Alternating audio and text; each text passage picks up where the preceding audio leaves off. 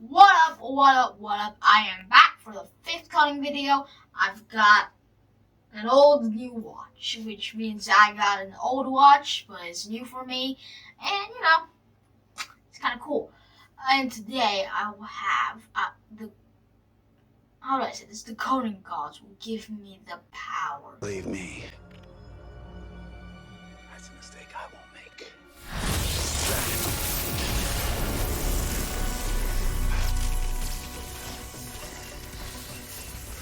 Who's doing this? Who's doing this? I am.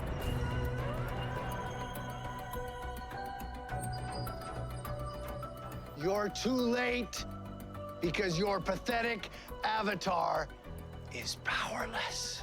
You call that power? This is power.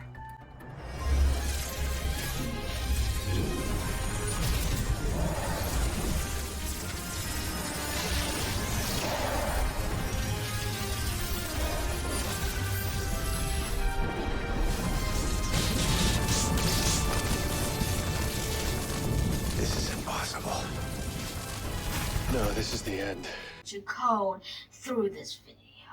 And today we will be solving 3 bronze suit problems again. Yes, it is quite repetitive for the last 3 videos if you include this one. But, there's a lot of problems to solve in bronze 2 currently for this level. So yeah, let's get started. This is the first coding problem I will solve. A second to read this, pause, unpause. Okay, I'm gonna think that you did read this question and now I will solve it. Okay, well let me first explain what this question really is saying. Well, there's a chessboard and on the top it's white. So it will always be white, the top left. Top left.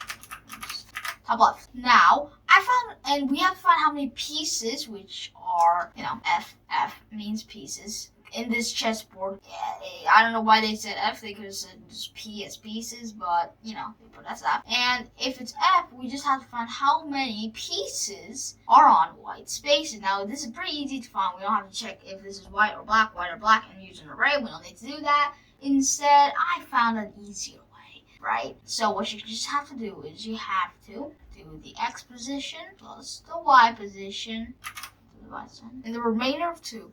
If it's equal to 0, then we know it's on a white space. And if it is labeled F, that means it is a piece. So we just need to do that. We just need to find if it's 0 and if it has F on it. I don't know why it says F, but again, I think they should have just said P, right? But that's pretty simple. So I'm pretty sure you all understand what I mean.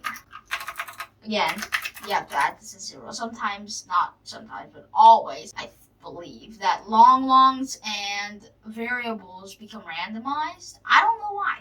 So you have to put it as 0, or it could be randomized, and you could have a totally different output every single time you input the same input. So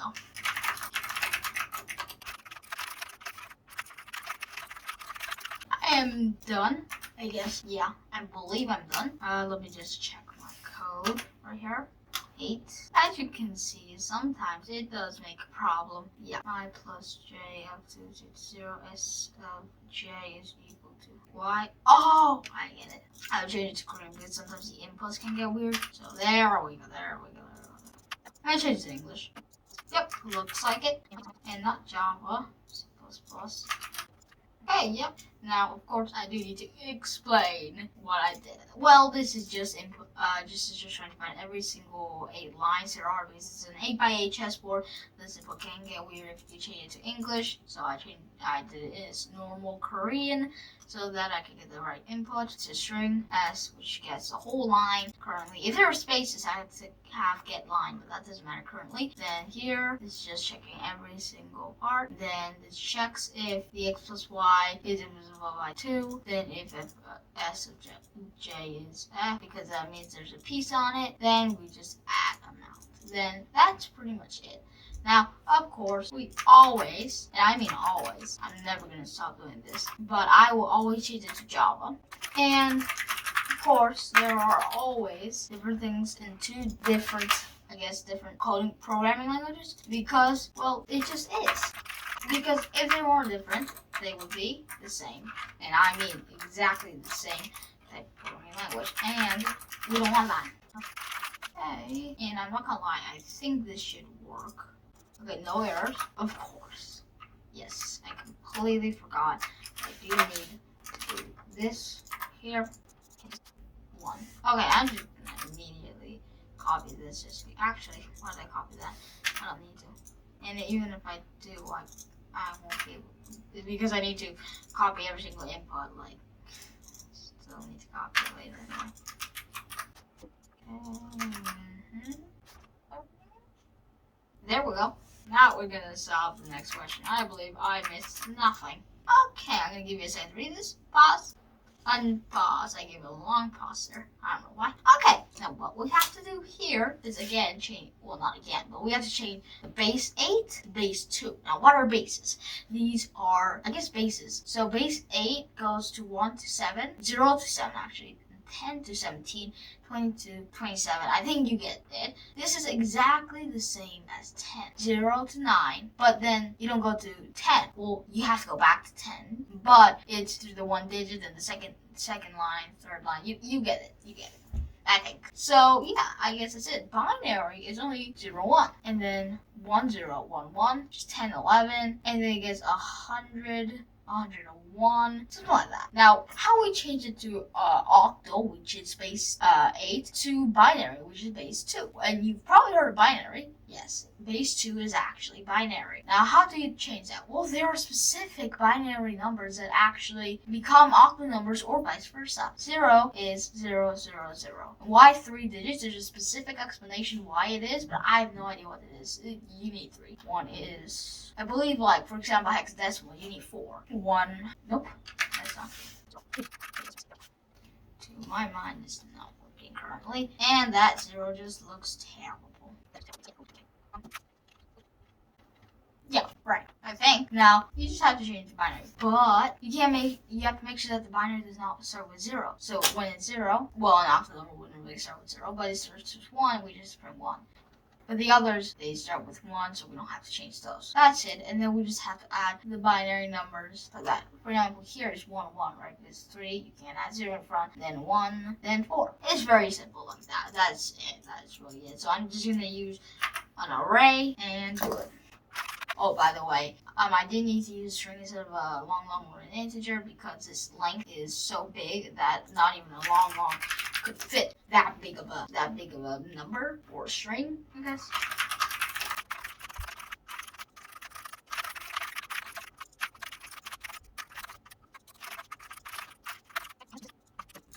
That should work.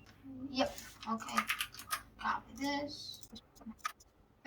If I put it in Java, if I change like the main code to Java, then I get confused with C++, and I put the main in C++, and I can get confused to change to Java. You know, that just happens. Okay, let me change this. Explain what I did. So this is the array for 0, 1, 2, 3, 4, you know. Yeah. This is if I is equal to 0, which is the first letter, then we print out whatever we start with, so it doesn't start with 0. And then, yeah, this just prints out the normal ones after the first letter, word, string, character, I'm not sure. This just prints it out if s is equal to 0, because if s is equal to 0 here, then I could add if s.length is equal to 0, then I could just say this, but then, you know, either way, it's exactly the same. Now, of course, as always, time to change it to change it to C++, change it to Java, not C++, because I just did C++.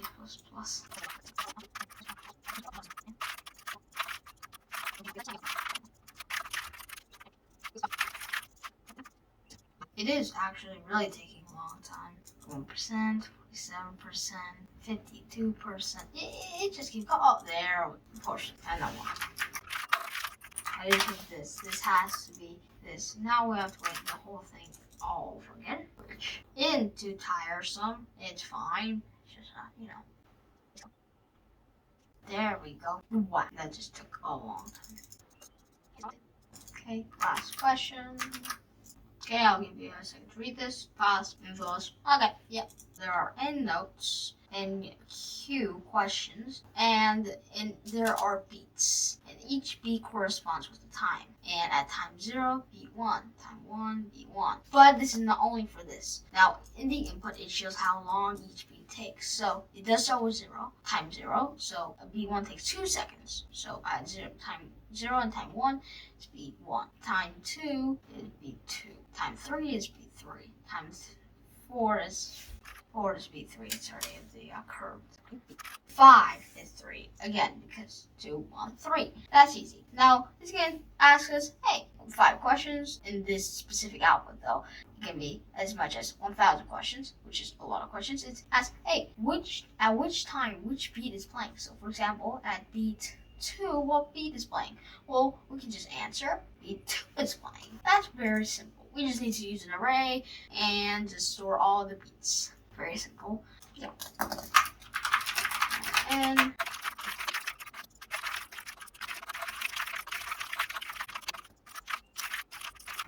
I am done. That was pretty quick, actually. For a long input, it isn't that long, though. That is very... Oh, of course. We've got inputting NNQ. K11332. This is a USACA problem, which is the USA Computing Olympiad. Boom, immediate correct. Again, I will explain this. This is where I store all the times and the beats. At this point, we just push back how many, at which time is the beat, then we just print out the beats. It's pretty simple. Now, of course, we change it to Java. I don't know why I said it in a weird voice, but yes, change it to Java. It's again saying no long in Java, no long. Highest is long. Not the highest, but the integer that can store the most.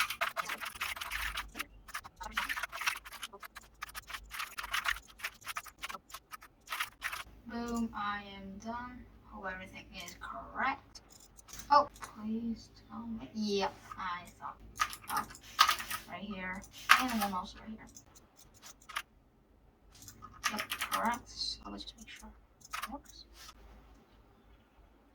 Okay, so we are done. We have solved 3 problems today. And I got the forces to give me their power for coding. And so that was fun. Now I've defeated. I'm done with this 5th coding video. It's already the 5th. I don't like the first video was made like in March. Now it's like June. It's already been about 3 months, a little less. But yeah, thanks for watching.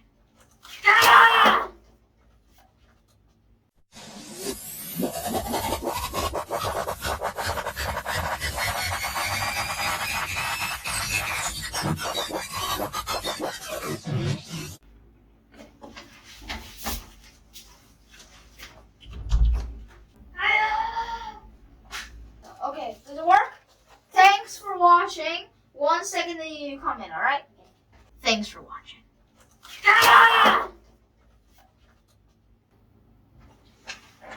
Okay. Hold on, did I look this way? I don't know. Was I looking this way when you came in? Yeah, I was? I think so. Oh god, then we have to redo this thing. That should be fine, it's fine. Okay.